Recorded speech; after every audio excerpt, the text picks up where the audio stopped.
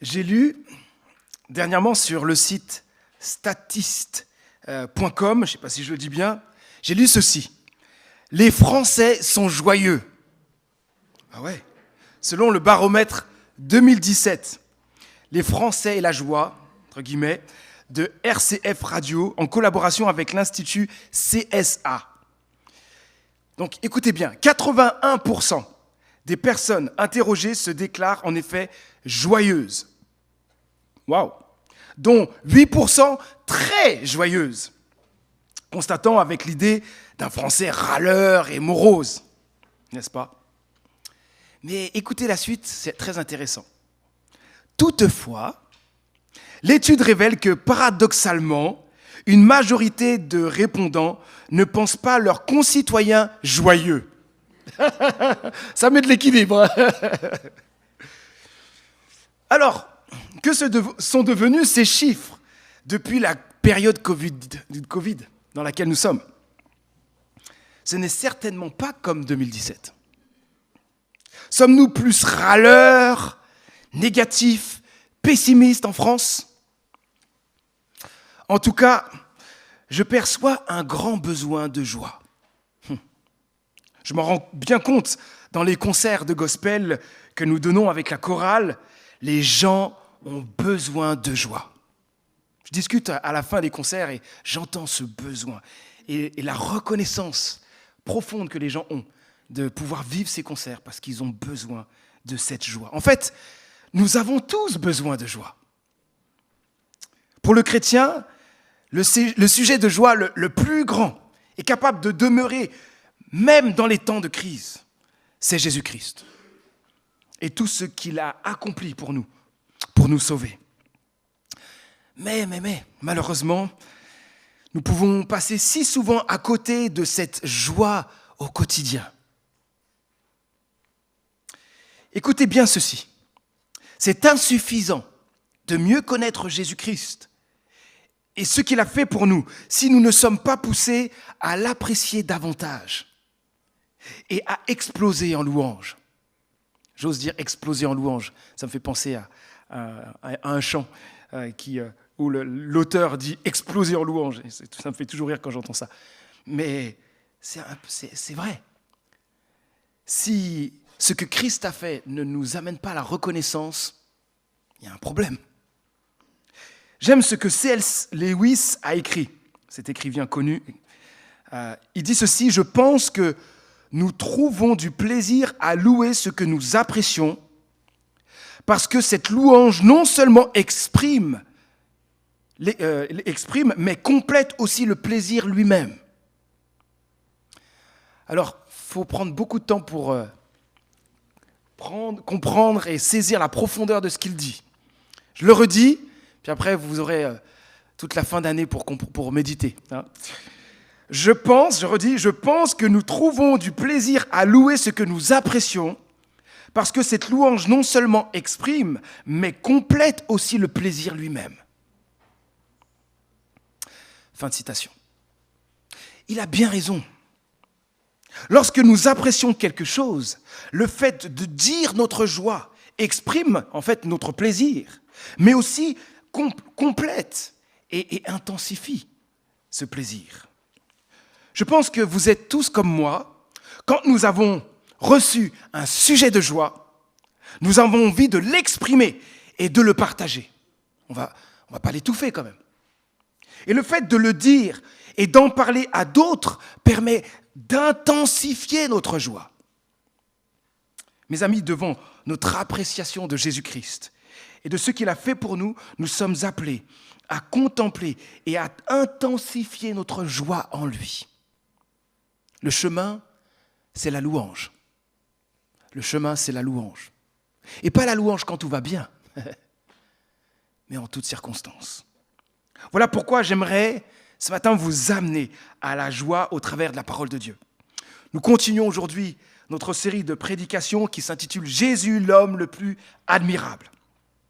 Dimanche dernier, nous avons admiré Jésus, qui est une lumière qui chasse les ténèbres du péché, de la mort, de la souffrance. Il est la lumière qui nous permet de devenir enfants de Dieu. et il est la seule lumière qui ne s'éteindra jamais. Et je me rappelle ce petit suspense de dimanche dernier. Hein. Est-ce que la lumière sur laquelle j'ai soufflé, la bougie, va se rallumer? Cette lumière de Christ ne s'éteindra jamais. Notre espoir, notre espérance, c'est du solide sur Jésus-Christ. Ce matin, je vous invite à la joie en remerciant Jésus-Christ pour 3 raisons. Commençons par le premier sujet de joie. Premièrement, Jésus-Christ est venu sur terre pour sauver tous les peuples. Dans quelques instants, nous allons lire dans la Bible en Luc, chapitre 2, versets 29 à 34. Luc 2, 29 à 34. Avant ce texte, nous lisons que Marie et Joseph pratiquent des rites que les familles juives devaient accomplir.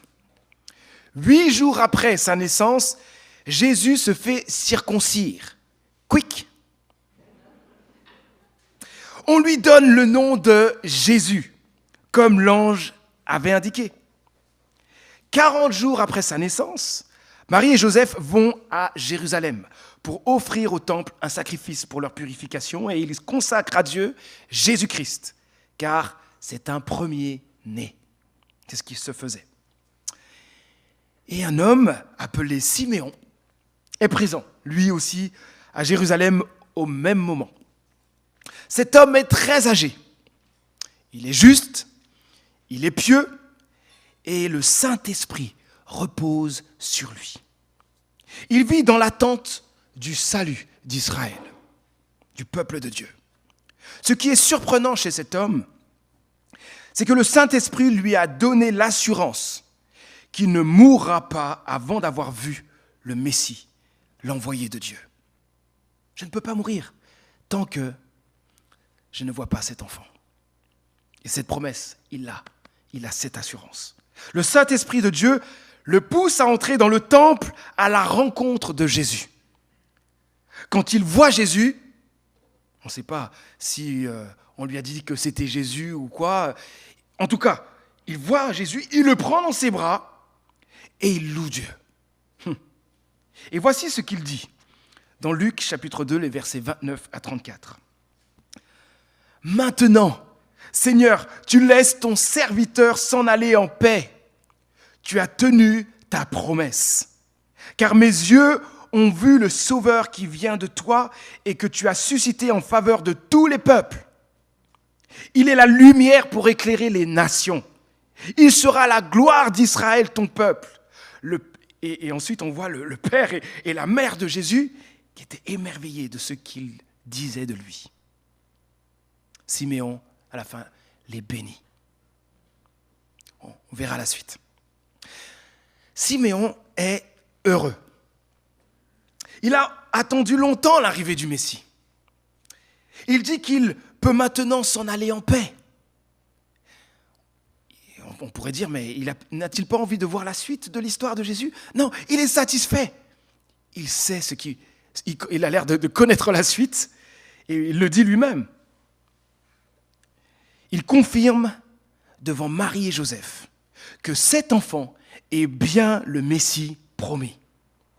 Dieu a tenu sa promesse.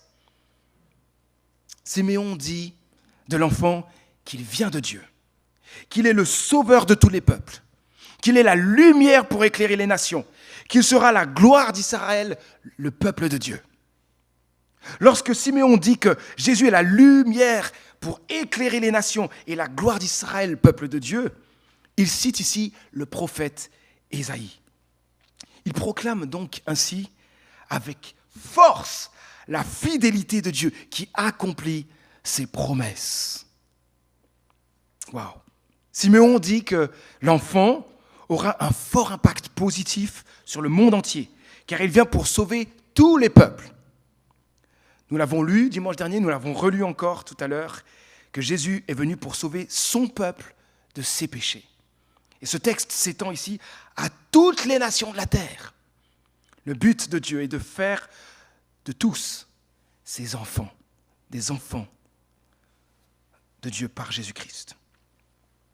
Le père et la mère de Jésus sont émerveillés Parce que Simeon leur a dit que leur enfant est un cadeau de Dieu et qu'il est la lumière des nations. C'est énorme de dire cela.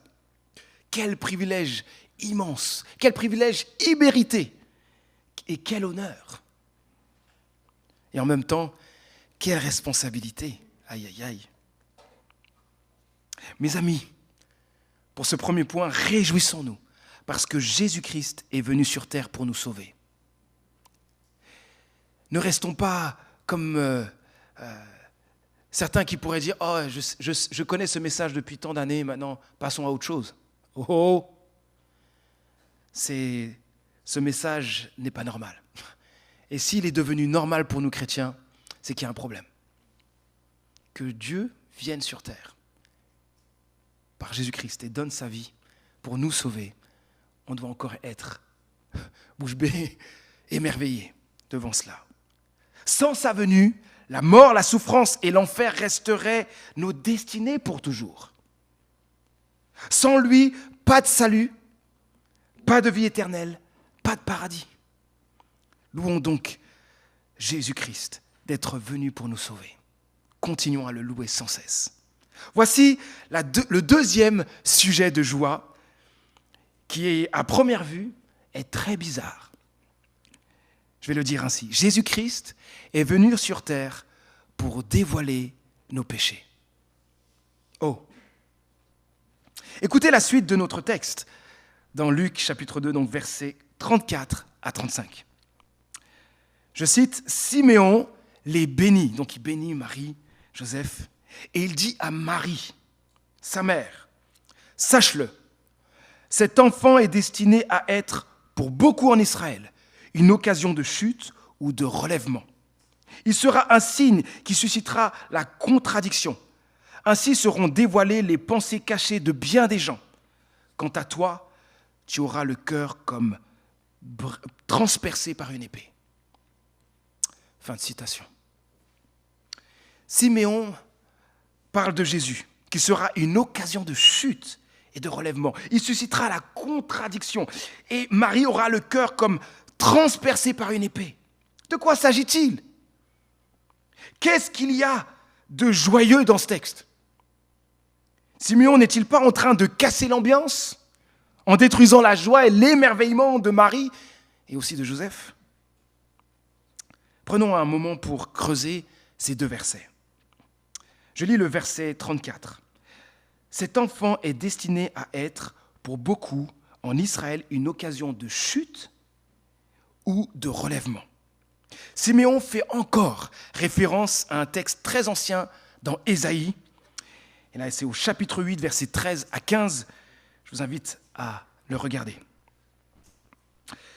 C'est écrit ceci, « Reconnaissez comme le Saint, le Seigneur des armées célestes. C'est lui que vous révérerez, lui qu'il faut redouter.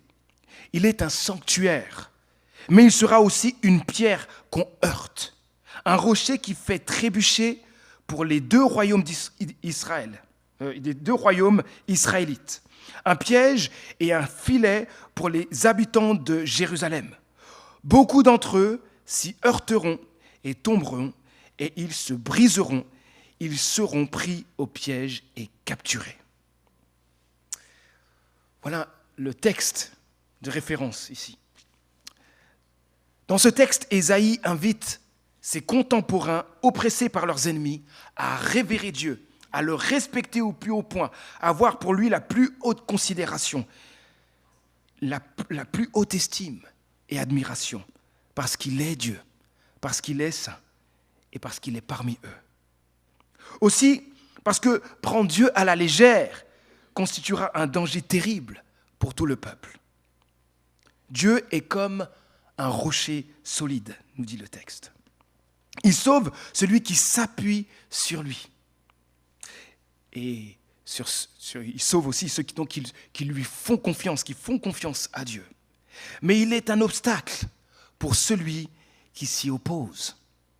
Rejeter Dieu conduira le peuple à une ruine totale. Malheureusement, plusieurs du peuple de Dieu s'étaient éloignés de lui. Et la manière dont Dieu corrige son peuple, c'est en laissant d'autres peuples les asservir. Voici le sujet de joie qui rejoint le premier que nous avons vu. Lorsque nous venons à Jésus-Christ et le suivons, il nous, on reprend le terme relève. Il nous relève en nous sauvant du péché, de la mort, et en faisant de nous ses enfants, des enfants de Dieu, et aussi en nous donnant la vie éternelle. Dieu nous relève spirituellement. Mais attention, ce rocher peut être une occasion de chute. Si nous prenons à la légère la présence du Messie, de Jésus-Christ, de Dieu qui est venu sur terre, nous serons en grand danger de mort spirituelle et éternelle. Si nous rejetons Jésus-Christ, nous rejetons aussi Dieu lui-même, la vie éternelle qu'il veut nous offrir et le bonheur sans fin qui ne se trouve qu'en lui, que dans sa présence. Continuons notre texte. Donc je vais lire la fin du verset 34 et la suite, le verset 35. Il sera, donc Jésus, un signe qui suscitera la contradiction. Ainsi seront dévoilées les pensées cachées de bien des gens. Étrange ce texte. L'attitude de joie de Siméon aurait dû être l'attitude de tout le peuple d'Israël. Normalement, le peuple de Dieu, et en particulier les chefs religieux juifs qui connaissaient la loi par cœur, auraient dû reconnaître Jésus comme le Messie. Sa venue aurait dû être merveilleuse et amener tout le monde à l'aimer, l'adorer, le servir. Jésus n'est-il pas irrésistible ? Lui qui est parfait, saint, sans défaut, débordant d'amour, de compassion et rempli de la parole de Dieu. N'est-il pas irrésistible ? Lui qui a accompli une multitude de miracles, de guérisons, lui qui a chassé des démons. On voyait des foules qui venaient à sa rencontre. N'est-il pas irrésistible ? Le tableau est tout le contraire de ce qu'on attendait. Bien sûr, plusieurs ont suivi Jésus-Christ, mais pour d'autres, il a suscité beaucoup de contradictions. Il faut dire que Jésus n'allait pas de main morte dans ses paroles pour dévoiler les choses cachées dans les cœurs. Il voyait le cœur de tous et osait dire à ses auditeurs leurs péchés. Il dévoilait l'hypocrisie. Même sans parole, l'attitude juste de Jésus-Christ révélait aux autres leurs actes mauvais. Jésus-Christ a toujours révélé le péché pour changer des vies. Il veut amener à lui chaque personne afin de la sauver de la mort pour appartenir à Dieu éternellement. Donc, ce n'est pas négatif quand Jésus veut dévoiler le péché. C'est toujours pour changer des vies et sauver. Dans la Bible, en Jean chapitre 3, versets 19 à 20, nous voyons pourquoi Jésus-Christ a suscité de l'opposition. C'est très intéressant. Écoutez cela. La lumière, donc la lumière c'est Jésus, est venue dans le monde, mais les hommes lui ont préféré les ténèbres parce que leurs actes sont mauvais. En effet, celui qui fait le mal déteste la lumière et il se garde bien de venir à la lumière de peur que ses mauvaises actions ne soient révélées. Ah, intéressant. Intéressant ce texte. Malheureusement, du temps de Jésus-Christ, plusieurs ont préféré les ténèbres. Ils ont parlé mal contre Jésus-Christ. Ils l'ont insulté. Et les insultes sont allées croissant, jusqu'à dire qu'il est le diable en personne. On ne peut pas faire mieux en insulte, hein, ou pire plutôt. L'opposition était très forte. L'opposition a révélé au grand jour les pensées cachées de plusieurs, en particulier celles des chefs religieux juifs de l'époque. Leur attitude envers Jésus-Christ a révélé leur jalousie, leur orgueil, leur méchanceté, leur hypocrisie, leur superficialité, la superficialité de leur religion, leur légalisme, leur autosatisfaction et leur insoumission à Dieu. Sans s'en rendre compte, eux qui disent que Jésus est comme le diable. Ces chefs religieux ont laissé plutôt un grand accès au diable dans leur propre cœur, dans leurs pensées, dans leurs motivations et dans leurs actions. Ils ont tué le Messie qu'ils attendaient. C'est de la folie. Mes amis, Jésus-Christ est venu sur terre pour nous sauver. Et pour nous sauver, il est venu aussi pour dévoiler nos péchés.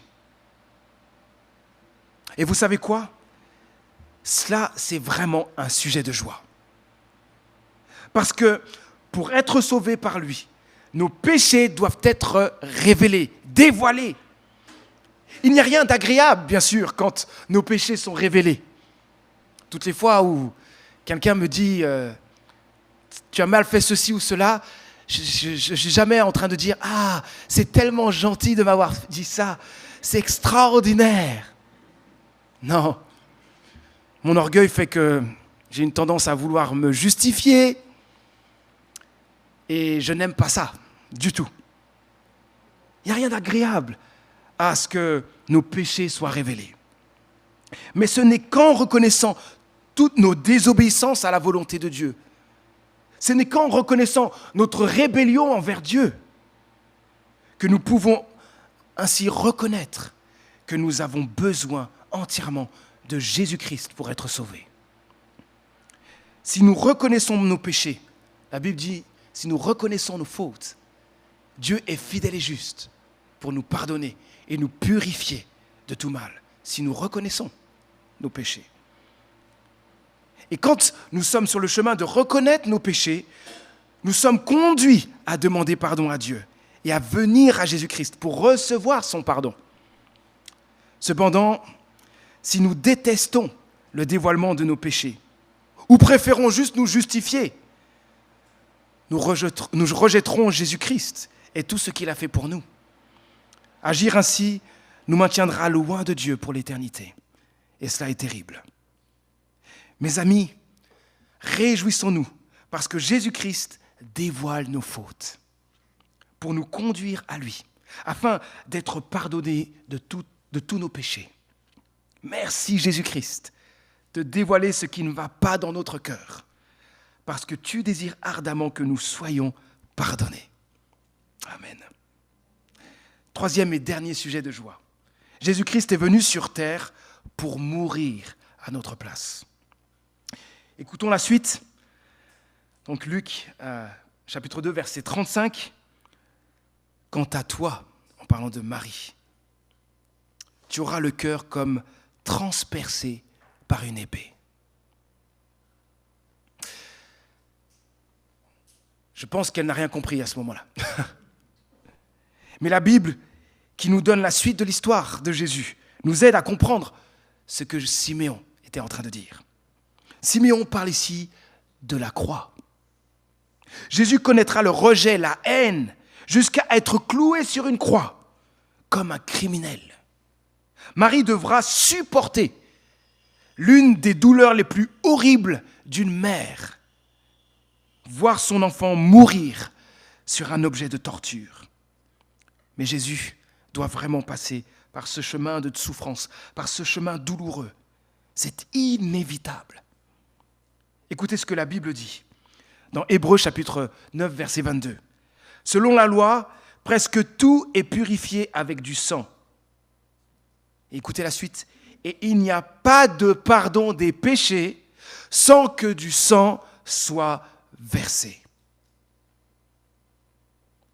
Ce texte dit clairement que le pardon des péchés dont nous avons besoin n'est possible que par le sang versé. Il fallait que le sang de Jésus-Christ coule pour nous, parce qu'il est le seul à être totalement pur et parfait pour pouvoir nous pardonner définitivement. Plus besoin de sacrifices d'animaux, comme ça se faisait sous l'Ancienne Alliance. Regardez encore un autre texte, dans Éphésiens chapitre 1, verset 7. L'apôtre Paul dit ceci, « En Christ, parce qu'il s'est offert en sacrifice, nous avons été délivrés et nous avons reçu le pardon de nos péchés, de nos fautes. » Ce texte dit que notre délivrance du péché et de la mort, ainsi que le pardon de nos fautes, ont été rendus possibles parce que Jésus-Christ s'est offert en sacrifice. Le chemin de douleur était donc incontournable. cela pour que nous soyons sauvés. Marie devait donc passer, elle aussi, par cette terrible douleur, parce que Jésus-Christ devait donner sa vie pour nous sauver. Mes amis, réjouissons-nous, parce que Jésus-Christ est venu sur terre pour donner sa vie à notre place. Il a pris sur lui la condamnation que nous méritions à cause de nos fautes. Il nous offre sa sainteté et nous permet d'être pardonnés pour appartenir à Dieu éternellement. Que notre reconnaissance soit immense ce matin. Je vais maintenant conclure. Nous avons vu 3 sujets de joie. Jésus-Christ est venu sur terre pour sauver tous les peuples, pour dévoiler nos péchés, afin de reconnaître que nous avons besoin d'un sauveur et reconnaître nos fautes devant lui. Et enfin, il est venu pour mourir à notre place. C'était incontournable. La douleur, le chemin douloureux était inévitable. Qu'allons-nous faire maintenant de ces bénédictions? Si vous n'avez pas encore demandé pardon à Dieu pour vos fautes et placé toute votre confiance en Jésus-Christ pour recevoir son pardon et la vie éternelle, venez à lui maintenant. N'attendez pas demain. Par la prière, venez à lui avec vos mots. Demandez-lui pardon. Demandez-lui de se révéler à vous. Soyez ensuite réconciliés avec Dieu en plaçant votre confiance en Jésus. Pour nous qui appartenons à Dieu, que devons-nous faire devant l'immense amour de Dieu, devant tout ce que Jésus a fait pour nous? Eh bien, la Bible nous invite à la louange. Elle nous invite à le remercier sans nous arrêter. Faisons tout notre possible pour que nos journées et ces temps de fête soient saturés de louanges à Dieu. Et quand ça ne va pas, parlons-en à Dieu et reprenons le chemin de la louange. Faisons comme plusieurs dans les moments d'épreuve qui écoutent des chants de louange. Peut-être n'arrivent-ils pas à les exprimer parce que les souffrances sont terribles, mais ils mettent au moins des morceaux de louange, des chants de louange, et en les écoutant, se laissent apaiser par des louanges à Dieu.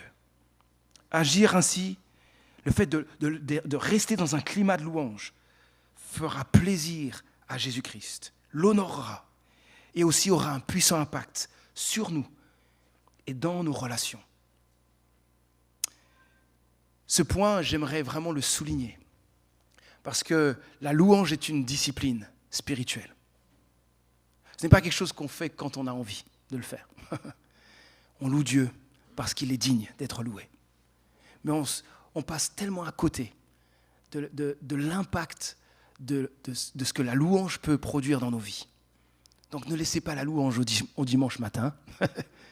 Ne le laissez pas de temps en temps dans la semaine. Faisons tout notre possible ensemble pour que nos journées soient remplies de louanges. Je me rappellerai toujours de ce texte où ça dit d'être rempli de l'esprit. Vous vous rappelez dans Éphésiens. Et juste après, ça parle de louanges. Entretenez-vous par des psaumes, des hymnes, des cantiques spirituels, etc., etc. Et je ne sais pas si vous vous êtes rendu compte dans ce texte de l'apôtre Paul, il est en train de dire, certains commentateurs vont donner les 2 sens, et je trouve ça très fort. Une vie remplie du Saint-Esprit, c'est une vie remplie de louanges. Donc si tu veux savoir si tu es rempli de l'Esprit, est-ce que ta vie est remplie de louanges à Dieu? Ça peut peut-être nous reprendre là, hein? Mais inversement, intéressant. Si je veux avoir une vie remplie de l'Esprit de Dieu, être rempli de Dieu, je dois emprunter le chemin aussi de la louange. Et donc, que Dieu nous aide, dans ces temps de fête, à progresser dans notre louange à Dieu et à admirer toujours plus notre Sauveur et Seigneur Jésus-Christ. Je vais prier.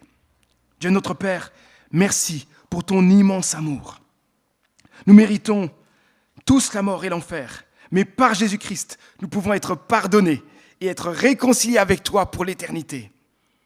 Jésus-Christ, tu as fait l'impossible pour rétablir notre relation avec Dieu. Combien nous te sommes reconnaissants. Merci infiniment d'être venu sur terre pour nous sauver, pour dévoiler nos péchés et pour mourir à notre place.